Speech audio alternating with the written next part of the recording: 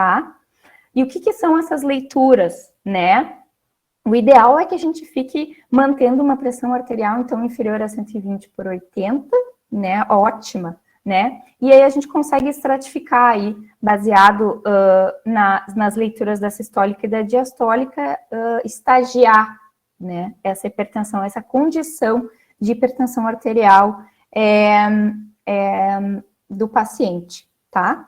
Como eu disse, precisa de mais uma avaliação, precisa ser em momentos distintos, porque lembrando, a hipertensão é uma doença crônica, né? E aí, quero só destacar ali que RAS em estágio 2 a 3, né, são aquelas mais graves, que são aqui, segundo a SBC, caracterizadas por uma leitura acima de 160 por 100. 160 por 100. Quero que vocês guardem isso, porque vai ser importante para a gente depois conversar sobre o tratamento, né, as drogas, as terapias que a gente tem para oferecer para esses pacientes, né. E aí, como eu comentei, hipertensão é uma condição crônica, que pode levar a dano ou não, né.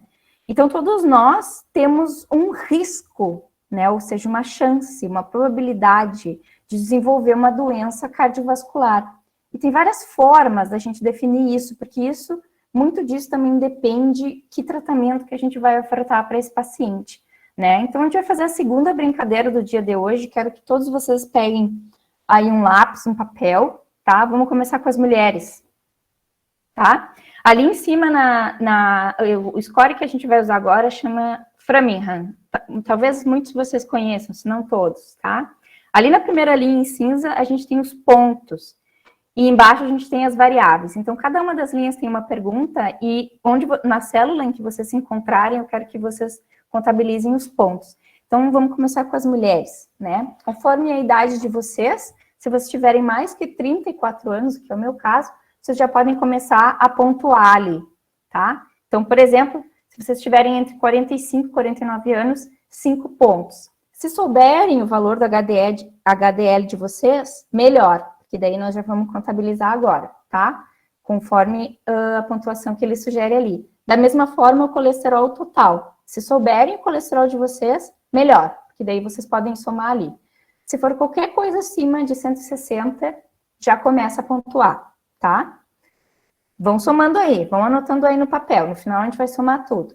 Se vocês souberem quanto é a pressão de vocês não tratada, ou seja, se vocês tomam algum medicamento para pressão, quanto que isso dá quando vocês ainda não tomaram os remédios, né? Imediatamente antes de tomar os comprimidos. Podem pontuar ali. E se vocês tratarem se vocês fizerem tratamento, né, para hipertensão, é na segunda linha ali que vocês vão somar, tá? Em ela sendo tratada, quantos pontos. Penúltima linha, fumo, tá? Ah, mas eu fumo só 1 ou 2 cigarros. Para os homens. Os homens têm um risco cardiovascular um pouquinho maior, vocês vão ver que a pontuação dá mais. E da mesma forma que as mulheres, quero que vocês encontrem a idade de vocês aí. Certo? Na linha, acho que todos estão enxergando, espero eu.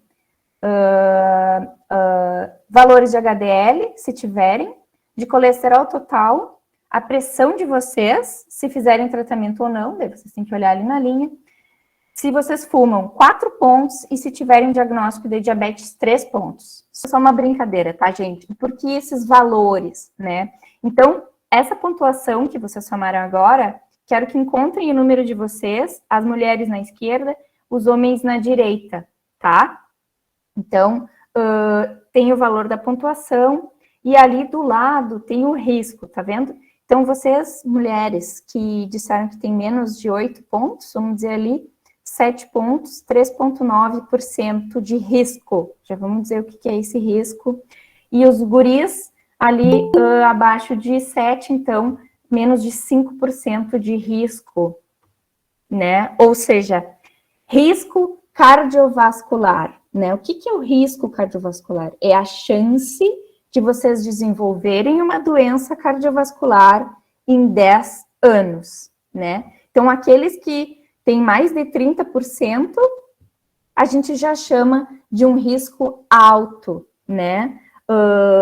No caso, aqueles pacientes que já têm, independente do score de Framingham, mas tem, por exemplo, alguma aterosclerose, né, seja ela numa coronária, seja ela num vaso periférico, acima de 50%, risco muito alto, né. As mulheres que calculam acima de 20% e os homens acima de 10%, um risco muito alto, porque os homens têm maior chance de desenvolver uma doença cardiovascular, tá? Existem outros scores, né, que calculam, que estratificam o nosso risco cardiovascular. E aí eu compartilho com vocês esse, que inclusive é da Sociedade Brasileira de Diabetes, né, que inclusive pode ser utilizado por nós, profissionais da saúde, na hora de estratificar o risco de um paciente em consultório, tá? Então, pode ser inclusive feito download, isso é um aplicativo que a gente pode levar conosco no celular, e aí na hora de estar atendendo o paciente no consultório, compartilhar essa informação com eles. Então, por exemplo, ele dá, inclusive, o resultado, se o paciente tem indicação ou não no uso de estatina, e o quanto essa estatina pode colaborar na diminuição desse risco, né? Mas, às vezes, quando a gente compartilha essa informação com o paciente, isso fica meio dúbio, né? Porque daí tu vai dizer, cara, tu tem que tomar os teus remédios, porque a tua pressão tá muito alta. Aí, já não sei se vocês já ouviram, tá, mas a minha pressão, ela é mais alta, ela sempre foi alta. Já ouviram? E nunca aconteceu nada. Mas a hora que acontecer, isso pode ser bastante grave, isso pode levar à morte, né? É muito importante que a gente compartilhe essa informação com o paciente. A chance de tu teres um evento cardiovascular é X% nos próximos 10 anos. E o que eu gostava de mostrar para eles é um material, esse aqui eu trago para vocês, é do ano passado, essa diretriz da ESC, que é a Sociedade Europeia de Cardiologia, que é a diretriz de prevenção cardiovascular, e esse score mostra para o paciente quantos pontos ele começa a diminuir, né, a cada melhora no valor do LDL. Então, principalmente aqueles pacientes mais analíticos, que têm um raciocínio mais analítico, é bem legal de vocês terem essa abordagem, né? Olha, em tu diminuindo o teu colesterol em X%, tu diminui em tanto a tua chance de ter um infarto agudo do miocárdio em 5, 10 anos. Aí depende do score que vocês forem usar, né? Porque eles são validados assim.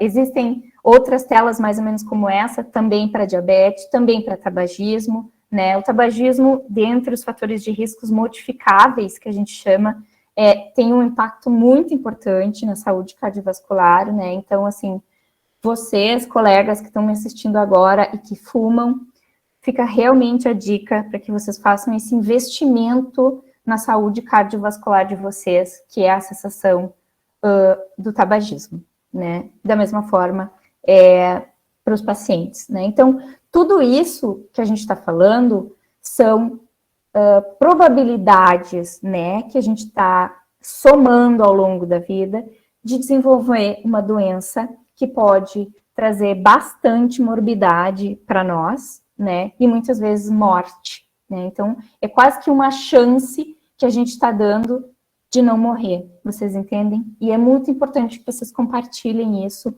com os pacientes. Eu brinco com eles e digo, é uma poupança que o senhor está fazendo, né? Um dia que o senhor fica sem fumar já é um dia a mais lá na sua poupança. Obviamente, eu não tenho evidência científica para dizer que isso é correlacionado um dia sim, um dia não. Mas, quando a gente traz para a realidade dos pacientes, isso às vezes faz mais sentido do que vocês só dizerem, olha, o senhor está com a pressão 180 por 110, ele vai pensar, sim, mas eu estou aqui sentado conversando contigo, né? Então, o que é o risco de desenvolvimento de uma doença cardiovascular, né? Que doenças são essas que a gente está tentando prevenir com o controle da pressão e com a diminuição desse valor nesses scores, né? A gente está querendo evitar que o paciente agregue na sua morbidade doenças como arritmias, como angina, né, que é a famosa dor no peito, que é a aterosclerose, que é o acúmulo de gordura, né, que pode levar a um infarto, que é uma cardiomiopatia, que a gente vai falar bastante disso na quinta-feira, e uma doença arterial periférica, né, em que a gente tem não só o estreitamento do lúmen dos vasos, mas principalmente o enrijecimento dessas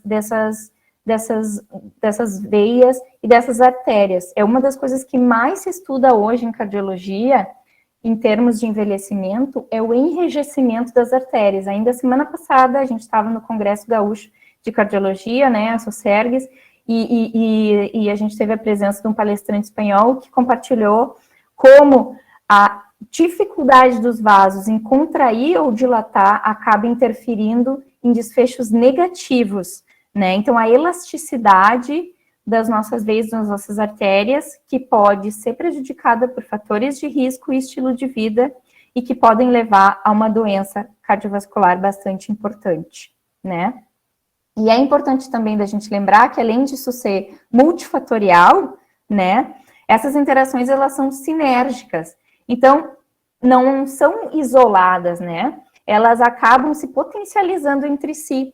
E a maior delas é a hipertensão arterial, tá? Então, tu teres vários fatores de risco e inserires ali a hipertensão arterial, não necessariamente isso é uma soma, isso é uma sinergia. Eu brinco que é quase assim um catabolismo, assim, eu como né, tu desse um plus em cima daquela salada de fator de risco, tu ainda coloca a cereja do bolo, que é a hipertensão, que acaba gerando um terceiro produto muito, muito danoso para o nosso sistema cardiovascular.